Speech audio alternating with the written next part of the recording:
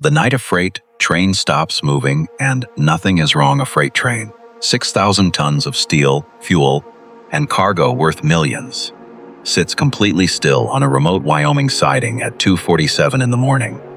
No mechanical failure, no damaged track, no emergency of any kind. The engine is running. The headlight cuts a white cone into 30 miles of empty darkness. Every system is fully operational. Inside the cab, 2 trained engineers are asleep on the floor, not resting in a bunk, not sleeping in a hotel a mile down the road, on the floor, on cold, bare steel. In a cab saturated with diesel vibration and the low, relentless howl of an idling 4,400 horsepower engine, one has a jacket folded under his head. The other has nothing but a seat armrest pressing into his shoulder blade. The train will not move again for 9 hours. Not because anything is broken. Not because of weather, or a washout, or a signal failure 3 counties over. Because a federal clock ran out. And under federal law that has existed in its essential structure since 1969, this is not a crisis, not an emergency, not even technically a problem.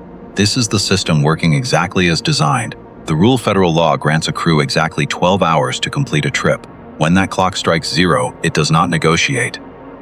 It does not matter where the train is. 3 miles from the destination yard or 90 miles into open desert with no road access within visual range. The legal authority to move the train disappears instantly. The industry calls this, without apparent irony, a dead crew, a dead train. The same federal regulations then mandate a minimum of 10 consecutive hours of rest before the next shift begins. But the rules do not specify where that rest must happen. They do not define what rest means in any physiological sense. They specify a number, a duration. So 2 exhausted human beings, stranded on a remote siding inside a vibrating steel cab with nowhere legally accessible to go, are, according to the paperwork, actively accumulating valid rest hours that will qualify them to operate again.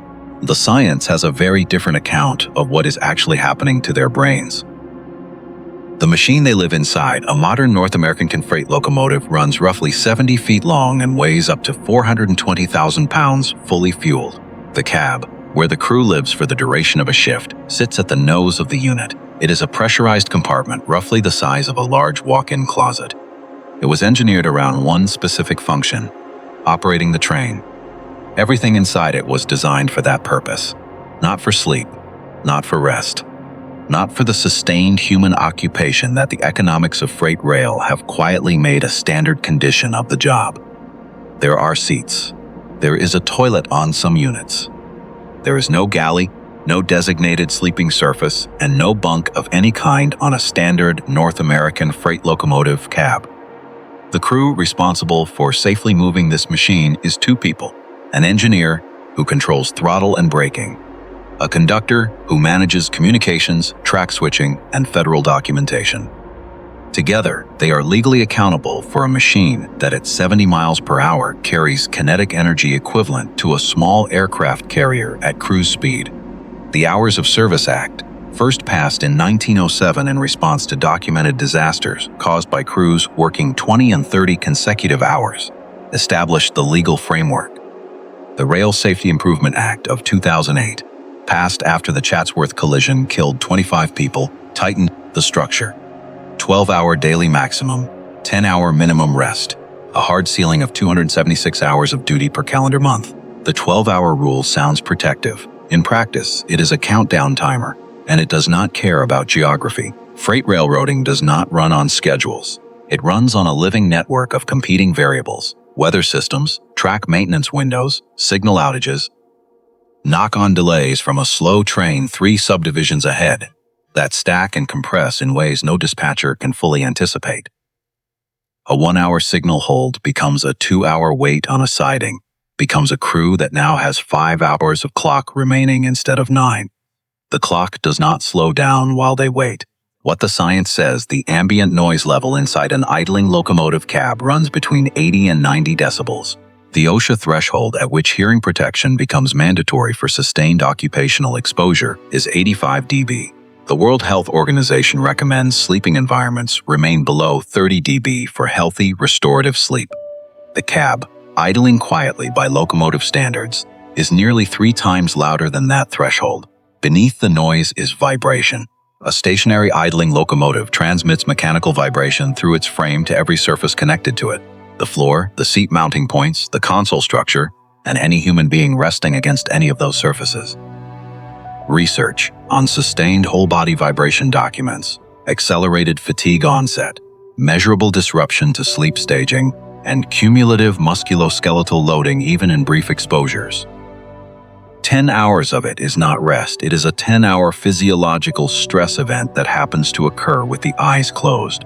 What accumulates instead is sleep debt, a compounding neurological deficit that, after 24 hours without genuine restorative sleep, produces cognitive impairment statistically equivalent to a blood alcohol concentration of 0.10 above the legal driving limit in every U.S. state. The person holding the throttle of a 6,000-ton train is, by neurological measure, legally drunk, and does not feel drunk, which is precisely what makes chronic sleep debt so operationally dangerous. Alcohol announces itself. Sleep debt does not. The geography problem federal regulation requires that approved rest quarters be located within half a mile of the crew's release point. The rule's original intent was protective. But in remote Wyoming, in the Nevada Basin, in northern Montana, there is frequently no hotel within half a mile of a given sighting, often no hotel within 20 miles. The legally qualifying rest facility, in those conditions, defaults to the cab. The rule written to protect them becomes the mechanism that locks them inside. Now layer in the economics. Keeping a locomotive idling on a siding costs approximately $14.35 per hour in diesel alone. Transporting the crew to an actual hotel involves a van, a driver on overtime, deadhead pay for the crew, hotel rooms at $200 or more per room, and then a second van to bring a relief crew out to the dead train in the morning. Total cost, over $400. The balance sheet has a clear preferred answer. Railroads wait, crews sit. The clock accumulates. At temperatures between 20 degrees Celsius and 40 degrees Celsius, not exceptional in January across northern Montana, a freight locomotive cannot be shut down. At 40 degrees Celsius, a shutdown engine's coolant freezes within hours, expanding inside the steel block and cracking it from the inside out. Rebuild cost, tens of thousands of dollars. So the engine stays running through the night, not because the crew needs power, because the machine needs to survive until morning. The crew is not there to operate the locomotive.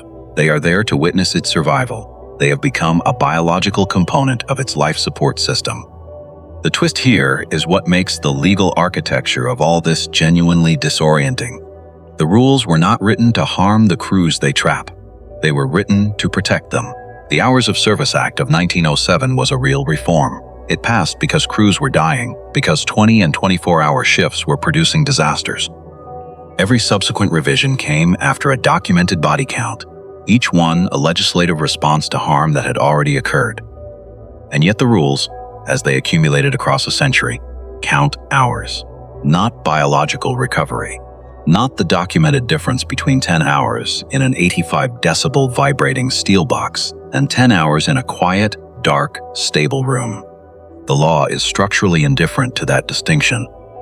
Here is the fact that reframes everything before it. The locomotive does not need the crew to survive the night. The engine idles on its own. The brake system holds. Nothing on that train requires a human hand between 10 p.m. and 8 a.m. The crew is legally required to be present not because the machine needs to be operated, but because federal regulation requires a certified operator to be physically accountable for the equipment at all times. They are not there to drive it. They are there because the law needs a body in the seat. Two people are locked in a vibrating steel box in the Montana darkness, accumulating legal rest hours their brains cannot use, guarding a machine that does not need guarding, because a regulatory framework written before sleep science existed has not been updated to reflect what rest actually requires. When the radio comes on at dawn, those two people pick up the controls and move 6,000 tons of freight into the next yard, still carrying everything the night built in them. The debt does not clear, it defers. What comes next, the industry, is not standing still. It is moving on a timescale that does not match the urgency of the problem it is trying to solve. Positive train control, the GPS-integrated automatic braking system now federally mandated across most Class 1 railroad corridors, has materially reduced accidents caused by crews failing to respond to red signals. The system can stop a train that an unconscious engineer cannot. What it cannot do is restore the cognitive function of a crew that slept 9 hours on a steel floor and then sat down behind the controls. The next stage being actively discussed is Level 4 autonomous freight operation, point-to-point locomotive movement without a human crew aboard. The technology is operational in limited deployment on closed freight networks in Australia, but full autonomous freight in North America does not face a technology barrier as its primary obstacle. It faces a negotiated agreement. The Brotherhood of Locomotive Engineers and Trainmen holds contractual provisions governing crew size and physical presence on operating trains. Any transition toward unpiloted operations is, before it is anything else, a labor negotiation.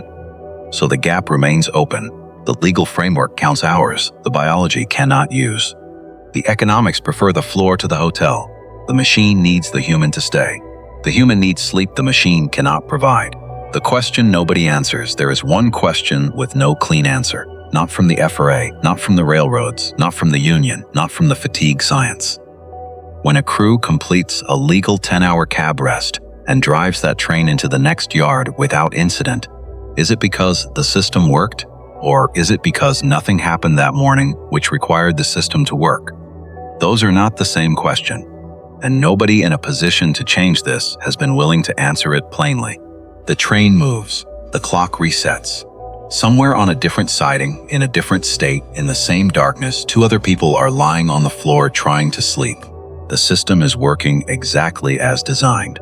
Friends, please subscribe our channel. Comments and share with your friends and family.